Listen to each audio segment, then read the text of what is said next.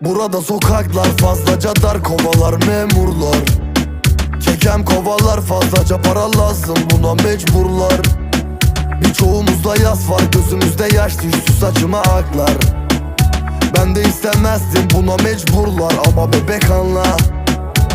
Ben beni öldürecek bir silahlayım, sanki hiç istemedin beni anlamayı. Yoruldum, sırtımı sana yasladım, sen düşünmedin, yaktın beni cayır cayır. İçimde bir yerde hala sen, gözüm hep seni görüyor. Ne yapayım sen söyle, seni cebimde mi saklasam? Başım çok deli